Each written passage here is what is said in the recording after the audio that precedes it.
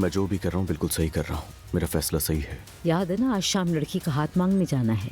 लड़की का हाथ तुम मांगोगे। आखिर तुम खानदान के बड़े हो। बहुत जल्दी नहीं सर। कहाँ थे आखिर तुम बेटा, और रात घर क्यों नहीं आए? अजरा के घर रुका हुआ था मैं। क्या अजरा अजरा लगा रखा है? अजरा और मेरा रिलेशन बहुत अच्छा चल रहा है, क्या ये काफी नहीं है? बेटे की उम्र के लड़के के साथ रहने का क्या मतलब है? बाबा अल्लाह का वास्ता है, बस ये मेरी जिंदगी है, मुझे जीने दे। क्या मसला हो गया है? क्या हुआ?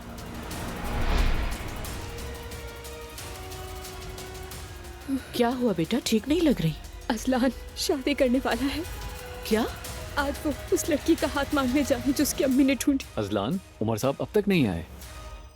आ गए। Good evening everyone. अस्सलाम वालेकुम।